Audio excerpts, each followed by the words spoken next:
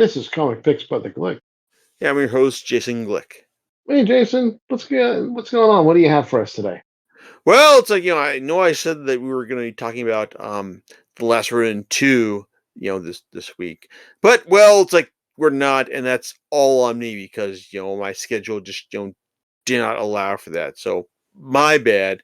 So, we're talking about something that, like I was very invested in, that I wanted to read about. I was thoroughly, it's going to be like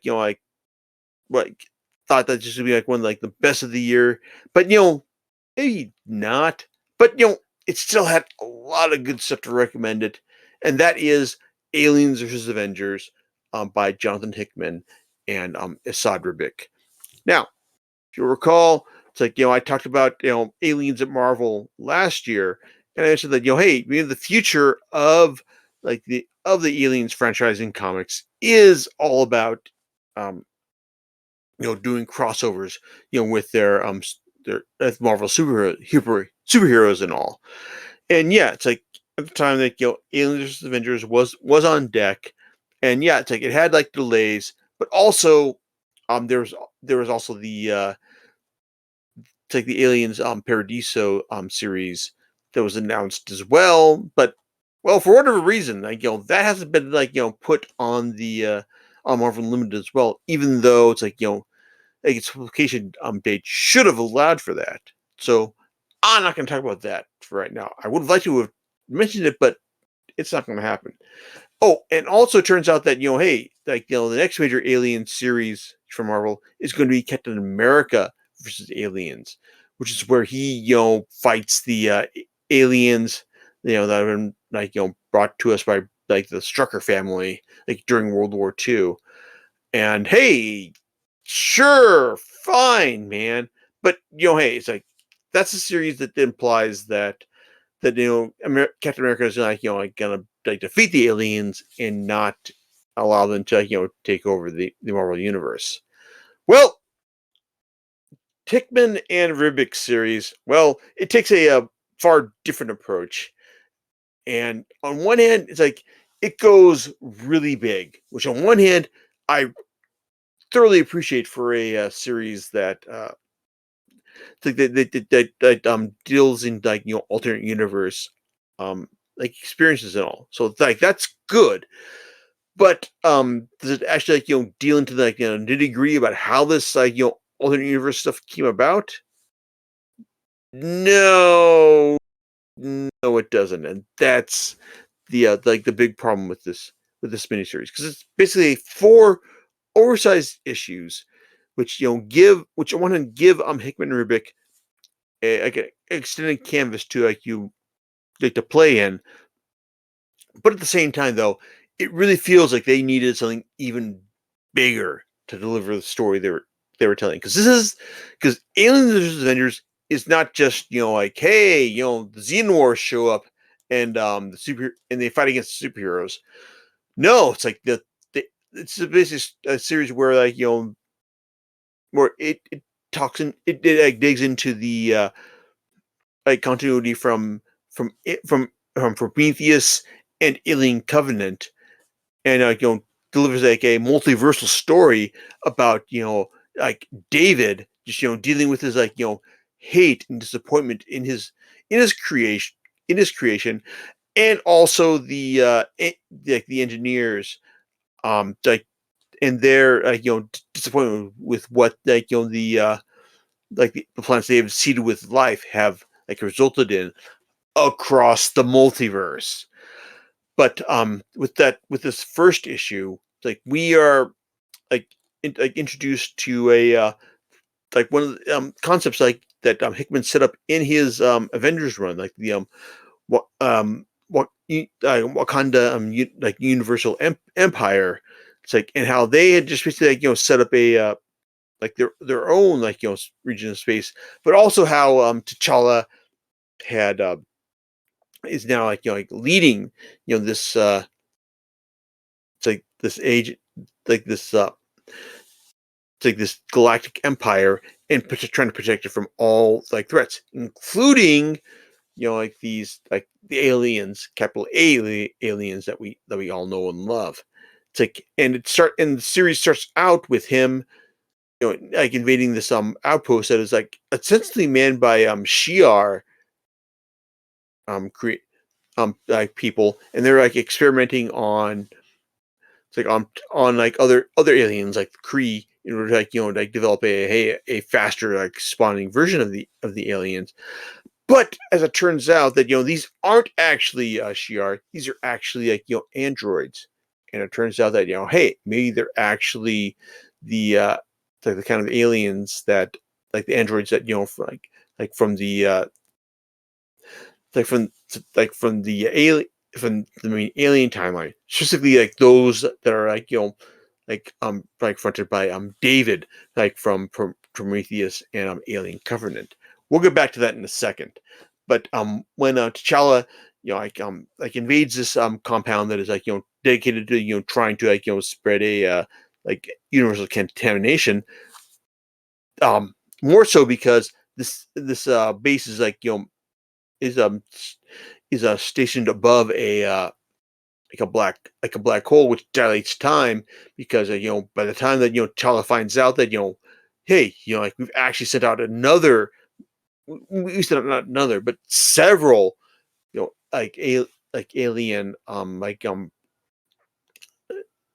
births to to other to other worlds, including Earth.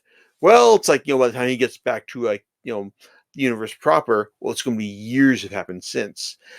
And here's my main issue with this, and I can understand like like why like Hickman chose to skip over this, but while we're told what the alien like what the alien like colony or like an infective like process that has been sent to Earth like contains, well, it's like it's like you think that hey, like Earth is it's a bastion of like superhero activity, so you think that everyone would be like with all the people who are there, like Tony Stark, Reed Richards.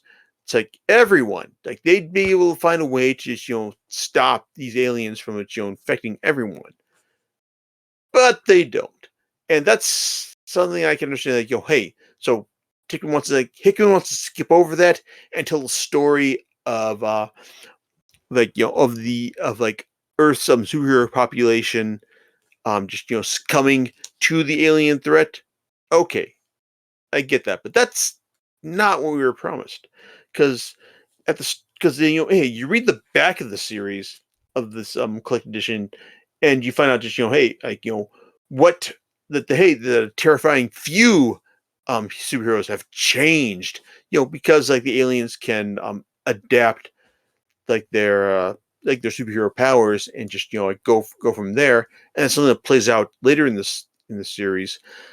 But no, that's not what happens here.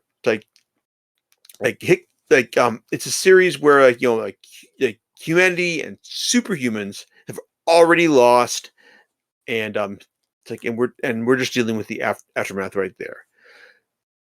Even though it's like like Hickman and Ribic were given a extended like exercise to like 4 issues to like work with here. It's like this it really feels that like we needed a lot more here. It's like we needed like a big like maxi series, 12 issues to deal with the fall of humanity. It's like and like the and to like for everyone to like realize how screwed humanity was. And even though like Hickman hits this in his like script, such as when like Bruce Banner tells us that like hey that Sue Storm died, and so did Johnny Storm and Ben Grimm, and that he promised he made Bruce promise on his on Reed's deathbed that hey, you're gonna save Valeria. It's like right, and that's like the that's kind of like the big one of the big thrusts of the first issue, like as like as Bruce like realizes he has to like protect Valeria as she like returns late from her latest like excursion into like alien territory. And I think Hickman does a good job of like setting up like these important like storylines, like setting up big stuff, but then also like delivering on the like the emotional resonance in order to like make it work.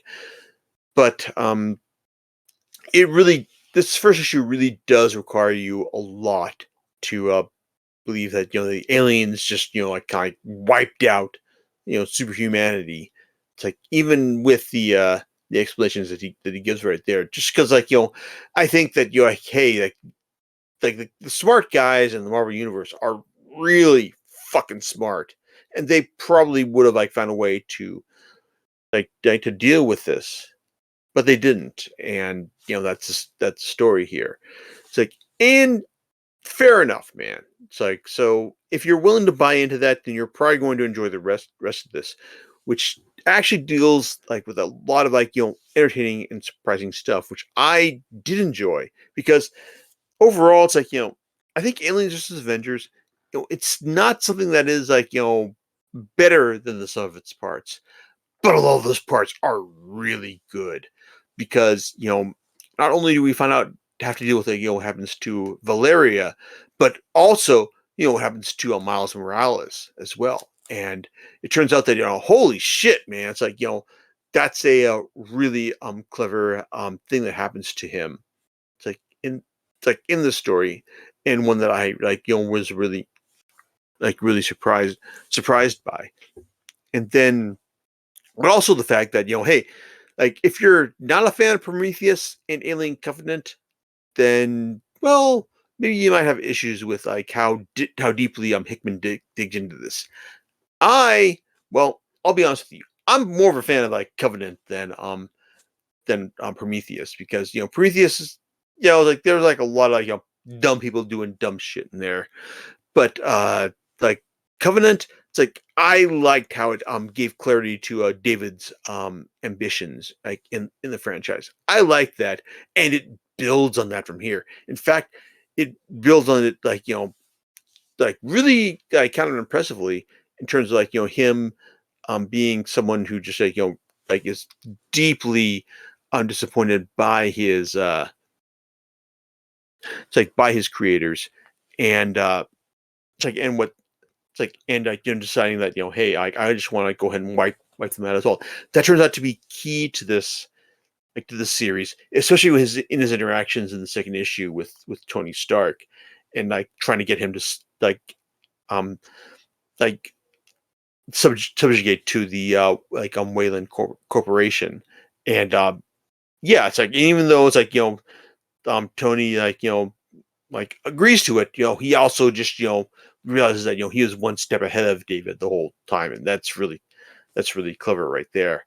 And also, that second issue just like shows you just hey, like what's the plan for getting off of Earth and all. So again, that's really clever too, especially when it turns out that hey, it turns out that not all the superheroes are as dead as you have imagined, and that some have to make like a really important choice at the end as well. So that was interesting. That was good.